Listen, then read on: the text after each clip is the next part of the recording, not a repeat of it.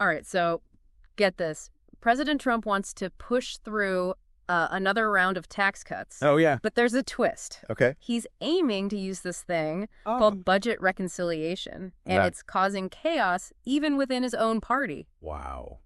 We've got a stack of your sources here to break down what's going on, and trust me, you'll want to hear this. It's definitely a high-stakes game they're playing.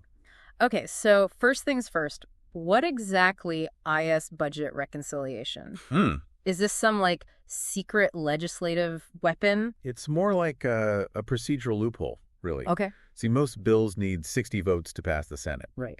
Which is tough to get when the majority is so slim. Yeah. But with reconciliation, they can pass certain bills with just 51 votes. So it's basically a way to bypass the usual gridlock. Right. That sounds almost too easy. Well, there are limitations. Oh, it right. only works for specific things, like adjusting the debt limit or changing mandatory spending programs. Right. Think of it like this. You can use reconciliation to redraw the lines on the budget blueprint, but you can't build an entirely new house. Okay, that makes sense. But I keep hearing about these vote-a-rama things that happen with reconciliation. Yeah. Are those as wild as they sound? Oh, absolutely. Really? Yeah. Imagine a marathon of amendments with senators trying to add or change the bill. Right. Sometimes just to score political points. Pizza boxes everywhere, exhaustion setting in. Oh, wow. It can get pretty intense. Wow, that sounds like a recipe for legislative mayhem. Yeah.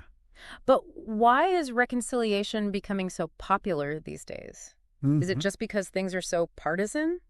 That's definitely a factor. Okay. When the two parties are deeply divided. Yeah. It's hard to find 60 votes for anything. Right. Reconciliation offers a way to break through that gridlock and get things done. But there's also something else at play. What's that? As legislation becomes more complex and interconnected, it's harder to address big issues without impacting the budget. So reconciliation is becoming the go-to tool for anything that touches spending or revenue. Exactly. Okay. But the more it's used, the more questions it raises. Some argue that it undermines the spirit of compromise and fuels partisan warfare. Others say it's necessary to govern effectively in today's political climate. So there's definitely more to this than meets the eye. Yeah. Now, getting back to the current drama. Okay. Trump and the Republicans seem to be having a hard time with this reconciliation thing, even though they're the ones pushing for it. Right. What's going on there? The House GOP is trying to pass their budget resolution, which is like setting the stage for reconciliation. Right. But they're facing a revolt from within their own ranks. Wait, so Republicans are fighting with other Republicans? Yep. What's the holdup? There are two main camps within the GOP who are causing trouble. Okay. First, you've got the fiscal hawks who want to slash spending even more than the proposed budget resolution calls for. So even deeper cuts. Yeah. Oh, they're worried about the deficit. Right. And argue that deep cuts are the only way to get the country's finances in order. Even Elon Musk is on board with this, tweeting about the need for fiscal responsibility. That's interesting. You've got tech billionaires and members of Congress on the same page. Right. At least when it comes to spending cuts. At least on that. But what about the other camp? These are the moderates. Okay. And they're worried about the impact of those deep cuts on social programs, especially Medicaid. Right. They argue that slashing funding for health care and other essential services will hurt vulnerable populations. And they're not willing to go along with it. So you've got this tug of war between the fiscal hawks who want to shrink the government and the moderates who are concerned about the real-world consequences of those cuts. And it's creating a real dilemma for the GOP leadership. They need to find a way to appease both sides, or they risk losing the votes they need to pass the budget resolution and unlock reconciliation. This is getting juicy. Yeah. It sounds like this budget resolution is a make-or-break moment for the GOP's agenda. Absolutely. If they can't get this through, it throws a wrench into everything else they're trying to do. Yeah. And remember, this is all happening against the backdrop of a looming government funding deadline and the looming debt ceiling fight. Yep. The stakes couldn't be higher. Nope. Okay, we've covered the what, the why, and the how of reconciliation. But this is where things get really interesting. Okay. What does all this mean for the average person? What are the potential consequences of these tax cuts and border funding, assuming they manage to get them through? Well, that's what we're going to dive into next. Yeah. Buckle up because things are about to get real. Oh, boy.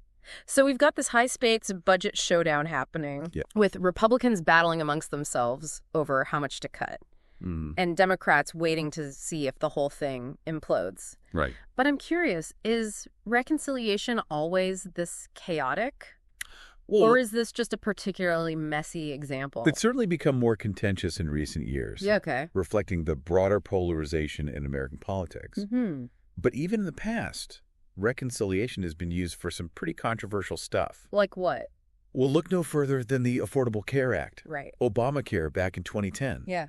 Democrats used reconciliation to push through the final pieces of that legislation, facing fierce opposition from Republicans. That was a huge deal. Oh, yeah. Completely reshaping the healthcare system. It was. But didn't that create a backlash? It absolutely did. Okay. Republicans argued that using reconciliation for such a major policy change was an abuse of the process. And it further inflamed partisan tensions. Right. Some even vowed to repeal the ACA if they ever got the chance. Which, of course, they tried to do. Yeah. Using, you guessed it, reconciliation. Exactly. It's become this tit-for-tat cycle, with each party using reconciliation to advance their agenda. Right. And then accusing the other side of abusing it when they do the same. Exactly. So it's not just about getting things done. Right. It's also about political strategy and payback. Absolutely. Reconciliation has become a weapon in the partisan arsenal. And that's contributed to its increasingly controversial nature. Okay, so let's say Trump and the Republicans, DO, managed to pass these tax cuts and border funding through reconciliation. Okay. What does that mean for the average person? How might their lives be impacted? Well, first, let's look at the tax cuts. If they're structured to primarily benefit wealthy individuals and corporations, as we've seen in the past, it could exacerbate income inequality. We might see the rich getting richer while the middle class struggles to keep up. And that could actually worsen the deficit in the long run. Right. If the government is taking in less revenue because of those tax cuts, it could lead to even more pressure to cut spending down the road. It's a tricky balancing act. Yeah. Some argue that tax cuts stimulate the economy, leading to growth that benefits everyone.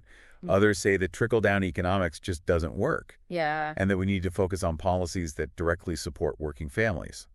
Okay, so the tax cuts are a bit of a gamble with potential benefits but also significant risks. Right. What about the border funding? What are the potential implications of that? Well, increased funding for border security could mean a few things. Right. We might see more physical barriers like walls or fences being built. Okay. There could be increased surveillance. Right. With more cameras, drones, and sensors deployed along the border. And we might even see a larger military presence. Wow. With more troops stationed in border regions. All of that sounds pretty intense. It could be. What would that mean for people who live in those border communities? It could definitely have a significant impact. Okay. More barriers and security measures could disrupt daily life, making it harder for people to cross the border for work, school, or family visits. Increased surveillance could raise concerns about privacy and civil liberties. Yeah. And a larger military presence could create a sense of unease or even fear among residents. Right. And it's important to remember that there are also ethical considerations here. Oh, absolutely. How do we balance the need for security with the rights and dignity of migrants who are seeking a better life? It's a complex issue with no easy answers. Right. But it's crucial that any policy decisions are made with a clear understanding of the potential human impact. Okay. We need to consider the unintended consequences of these measures. Right. And ensure that we're not creating more problems than we're solving. Okay, so the stakes are high. Both politically and in terms of the real-world implications of these policies. But you mentioned earlier that reconciliation is only supposed to be used for budget-related matters. Right. How do things like tax cuts and border security even qualify? That's where the Byrd Rule comes in. Okay. It's this Senate rule named after Senator Robert Byrd that's meant to keep reconciliation focused on budgetary matters. Okay. And prevent unrelated things from being tacked on. So, like, you couldn't use reconciliation to declare National Pizza Day? Probably not. Okay. Unless you could somehow make a convincing argument that it would significantly impact the federal budget. Right. But the Byrd Rule is more than just a quirky procedural hurdle. It's meant to ensure that reconciliation is used responsibly. Okay. And doesn't become a free-for-all for every piece of legislation. But hasn't the Byrd Rule been stretched a bit over the years? Oh, absolutely. I'm sure there have been some creative interpretations to get things through. There's a whole history of lawmakers trying to find loopholes. Right. Or push the boundaries of what's considered budget-related. One famous example involves a provision about oil drilling in the Arctic National Wildlife Refuge. Okay. Which is snuck into a reconciliation bill back in 2005. Wait, how is drilling for oil in Alaska considered a budget issue? Well, the argument was that it would generate revenue for the government. Okay. But critics argued that it was a blatant attempt to bypass the usual environmental review process and ram through a controversial policy change. Right. Ultimately, the provision was stripped from the bill. Okay. But it highlights the ongoing debate over how broadly the Byrd Rule should be interpreted. So it's this constant tug of war with lawmakers trying to use reconciliation for their own purposes. Right. And the Byrd Rule acting as a check on their power. Exactly. Yeah. It's like a game of legislative chess, with each side trying to outmaneuver the other. Right. And the outcome of this game has real consequences for the country. Okay, so we've got this powerful procedural tool that can be used for good or for ill. And we've got this rule that's supposed to keep things in check. Right. But is constantly being tested. What's the takeaway for our listeners? Why should they care about all of this? Because it's not just about abstract procedural rules. Okay. It's about the policies that shape our lives. Right. Reconciliation has been used to pass major legislation that impacts healthcare, taxes, education, and more. Understanding how this tool works and the debate surrounding it is crucial for informed citizenship. So it's not just inside baseball for political junkies. Right. It's something that everyone should be paying attention to because it affects us all. Exactly. Yeah. And as we've seen with this current budget battle, reconciliation is often at the heart of the biggest political fights in Washington. Knowing how it works gives you a deeper understanding of the forces shaping the country. All right, so we've explored the history, the mechanics, and the potential consequences of reconciliation. But there's one more piece of the puzzle we need to address. Okay. What happens next? Well, that's what we'll delve into in the final part of our deep dive. Stay tuned, because things are about to get even more interesting. All right, we've covered a lot of ground here. Yeah. We know what budget reconciliation is, how it works, and why it's become such a hot-button issue. The big one. But I keep thinking about this. What happens if this whole thing blows up? Oh. What if the Republicans can't get their act together and the budget resolution fails? Yeah, that's a great question. Yeah. And it would definitely throw a wrench into the GOP's plan. Oh, so. Or remember, they need that budget resolution to unlock reconciliation. Yeah. Without it, they'd be back to square one, facing that 60-vote hurdle in the Senate. So their big agenda items, tax cuts, border funding, all of that would be stalled. Most likely, yes. Wow. They could try to find other legislative pathways. Okay. But it would be much tougher. Right. And remember, this is all happening against the backdrop of those looming deadlines. Oh, yeah, those are important. The government funding deadline on March 14th and the debt ceiling fight looming later this year. Yeah, those are ticking time bombs. Right. Failing to pass the budget resolution could set off a chain reaction of chaos in Washington. So this isn't just about Republicans versus Democrats. This is about the stability and functioning of the entire government. Absolutely. And it highlights the fragility of our political system when the two parties are so deeply divided and unable to compromise. Huh. Okay, let's shift gears for a moment and talk about the long-term consequences of all this. Okay. We've been focusing on the immediate drama. Yeah. But what does the increasing use of reconciliation mean for the future of American governance? Is it a sustainable way to run a country? That's a big question. It is. And there's no easy answer. Right. Some argue that reconciliation is a necessary tool in a polarized political environment, allowing for at least some progress on key issues. Others worry that it's eroding the norms of bipartisanship. Right. And making it harder to find common ground. So is reconciliation a symptom of our political dysfunction? Or is it actually making things worse? It's probably a bit of both. Okay. The increasing use of reconciliation reflects the deep divisions in our society. Yeah. But it also contributes to the cycle of distrust and gridlock. Right. And as it becomes more common, it further erodes the incentives for compromise and negotiation.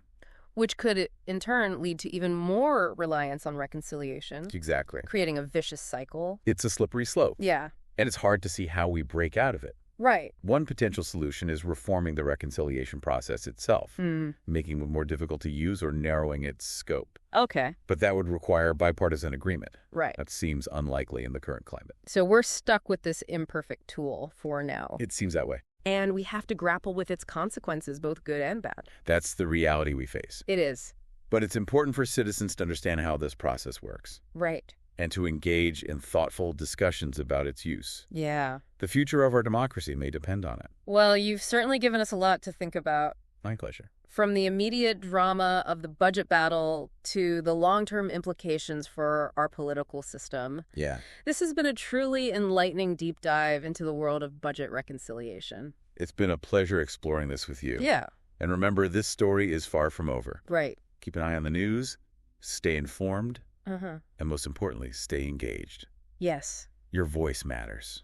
Thanks for joining us on the deep dive. Thanks for having me. We'll be back soon with another fascinating topic to unpack and explore. Sounds good. Until then, keep learning and keep asking questions.